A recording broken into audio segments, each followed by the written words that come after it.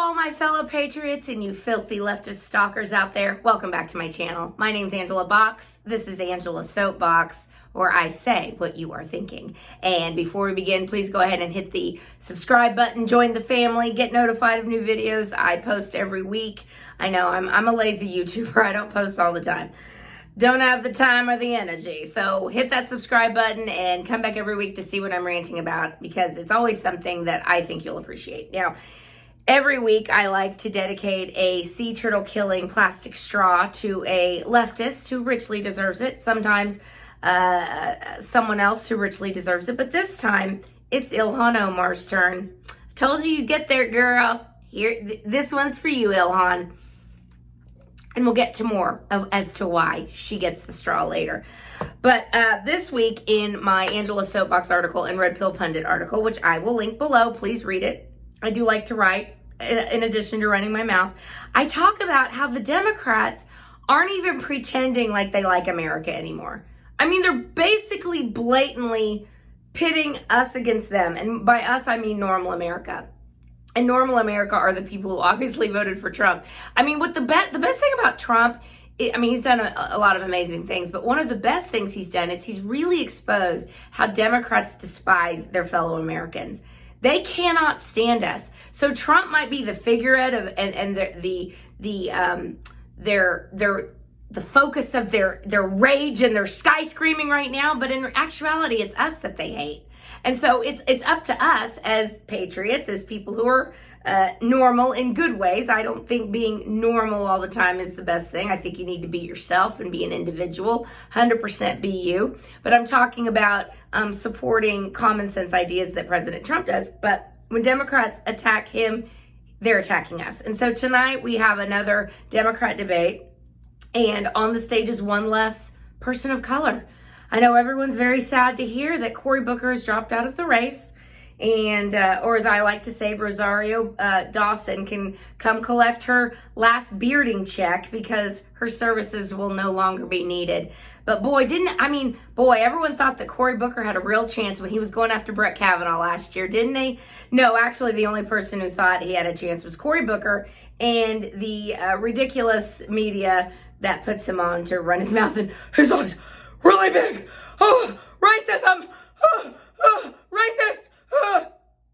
Anyway, see you later, Cory. Maybe you can go back and be the mayor of Newark since you did such a great job in there in the first place. But I digress. But anyway, on the stage tonight for the Democrats is going to be, 8 people, 2 billionaires, and a bunch of other white people. And since the Democrats live to bean count, I think it's imperative to let them know that they are failing on their woke quotient, and I sure hope they step up and, maybe Michelle Obama, that linebacker, you've heard of her. She's the linebacker for some team, right? Maybe she'll step in and get your woke quotient back up for you, Democrats.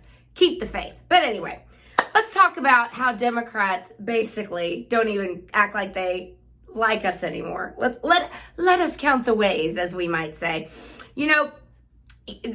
We're so used to being called racist and sexist and xenophobic and transphobic and homophobic and all the other things. It's just like, what else you got? I don't care. But let's run down how they have such disdain for us. It's people like Ilhan Omar, girl who gets the straw this week.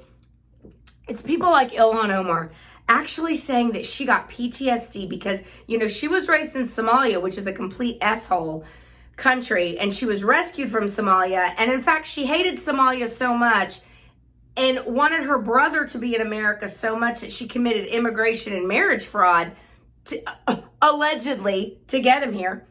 Yet she runs down this country 24/7. She actually claims she had PTSD from growing up in Somalia. I can't do her accent. It's too distinctive, but somebody out there, I bet, does a perfect Ilhan imitation.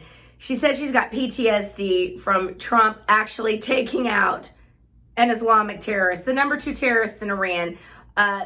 Iran is the largest state sponsor of terror in the world, but Ilhan Omar has PTSD for us dropping a drone on him and sending him to Allah and his virgins. It's truly unbelievable. She got dragged pretty good for it, but still, the fact that she actually had those words come out of her mouth tells me that she thinks that half this country actually buys her line of crap. I think it's more like 20% buys her line of crap. I could be wrong, but I think I'm not. And speaking of the briefing that the Democrats got last week, a lot of hay was made over Mike Lee and Rand Paul's reaction to it. And they were very upset that specific information wasn't given, I believe, this is what they were upset about, to members of Congress. Like, okay, you say threats were imminent. What were they?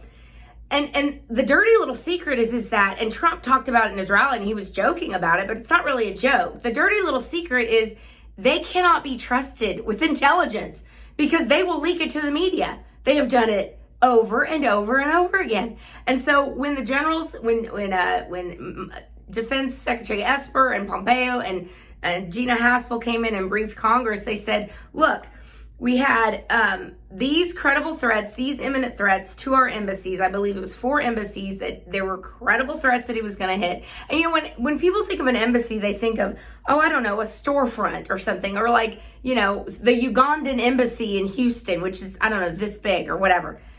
The embassy in Baghdad, Iraq, it's got 14,000 people there. It's basically a mini city. It's a compound. Our other embassies have thousands of people working there. So this was not going to be a little one-off. It was going to be a big deal. And Soleimani was actively plotting that. First of all, I don't give a flying F what the justification was or not. The fact that he has killed and maimed over 600 Americans and is responsible for personally finding spots to lay IEDs in order so our soldiers' arms and legs get blown off, I don't really care what the justification was. Bye-bye, bitch. Enjoy hell. But the Democrats, it's amazing what Trump gets the Democrats to do. So not only are they having a problem with this murdering tyrant Islamic terrorist being taken off the planet, but they're not even supporting the Iranian protesters. The protesters who are out there not being upset that Soleimani is killed. No, the protesters are thanking President Trump. They are protesting against the regime of the mullahs. They want freedom. They want democracy. Which leads me, I was in a restaurant in Katy the other day. I'm always on the lookout, Katy, Texas. I'm always on the lookout for great Mediterranean food. And I just thought I'd pop in and get some hummus. Because I'm like, okay, if your hummus is good, you probably have other good stuff. And it was fabulous hummus, but I'm not going to tell you the name of the restaurant. I'll explain why. I talked to the owner, a lady, sweet, wonderful lady, and she told me, she came up to me, I was waiting on my hummus, and she said, I love President Trump. We love President Trump, but we can't talk about it because there are people in even Texas, in Houston, Texas, who are working for the Iranian regime. And they have ears and eyes all over the Iranian community. And I don't know if anyone is in a city where there's a large Persian or Iranian community, but comment down below if you've heard that as well. I do know that when people call home to Iran, their phone calls are bugged, they're tapped, they have to speak in code. This isn't a joke. So anyway, this lady was telling me that she still has family over there and how brave these people are that are taking to the streets against the mullahs because they're murdering people in the streets. They are shooting from helicopters. They're shooting bullets down at the protesters. Any one of them could be murdered. And then when you see the pictures of the Iranians, even women in full burqas, because they're not allowed to do anything else, evidently. These women in full burqas, the Israeli flag and the American flag side by side painted on so, they can go stomp on it. But they're deliberately walking around it. And the people that are walking on it are getting heckled and booed. You're not seeing that from our detestable media. You're not seeing the woke among us, the Mark Ruffalos and the Patricia Arquettes and the Bette Midlers and the Kathy Griffins and all the other idiots, the harpies of the View. They're not talking about that. They're talking about the issue they have with Trump taking out Soleimani. Wrap your brain around that, boys and girls. This is what the Democrat Party is now. And this lady concluded by saying, the Shah's son, the Shah of Iran, who was overthrown 40 years ago, she said he is in America and he wants to take his place back as the Shah. And she said that the people of Iran have been held hostage for 40 years. that there is only a small minority who supports the Islamic Republic of Iran, but they're so brutal and so terroristic that they've scared the crap out of everybody. And finally, President Trump has come along and he put that fantastic tweet in Farsi saying, we support you. We are here. We're going to help you. It's up to them.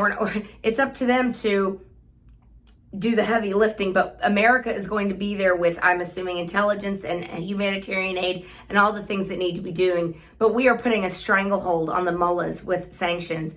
And Trump is not going to war, unlike what the liberals wanted him to do. Not doing it. He's gonna get peace in our time, just like a certain person named Ronald Reagan did, hopefully without firing a shot. It's really quite extraordinary what this president has done. And it's also quite illustrative to see how the Democrats over and over and over again see what they can do to thwart the success of Trump. But normal America sees what's happening. They see the unemployment rate at the lowest it's been in 50 years. They see again, if we have to bean count, all the people who are back to work, lowest black unemployment, lowest female unemployment, Asian, Hispanic, etc. Excuse me. That's Ilhan's fault. I'm going to take another sip.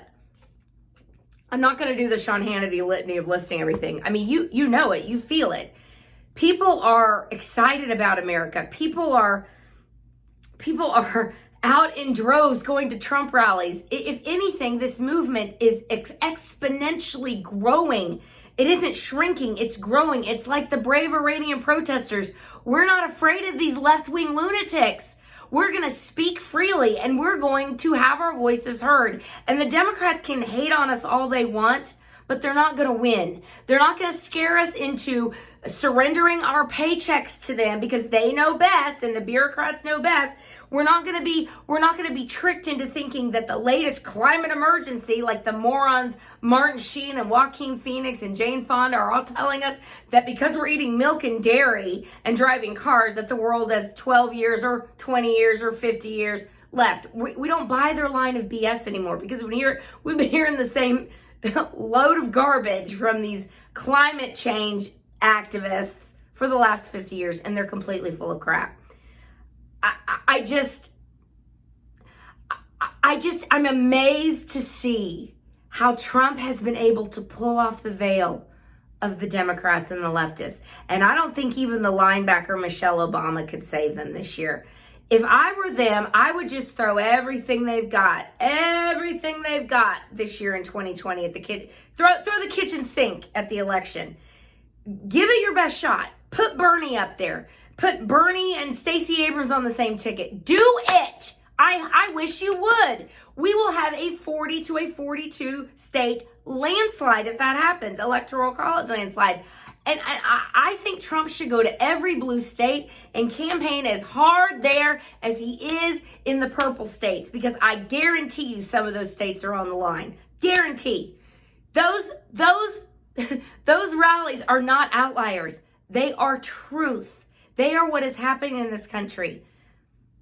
Positivity is percolating, and the Democrats, all they have is hate. All they have is hate for their fellow Americans.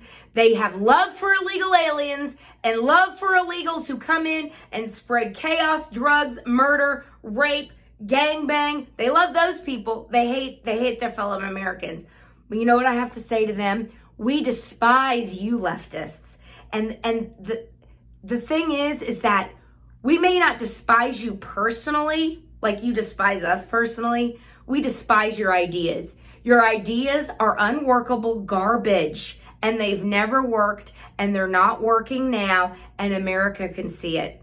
Because when you put conservatism to work, conservatism wins. And Donald Trump might not have been a textbook conservative, but by God, he is governing like one.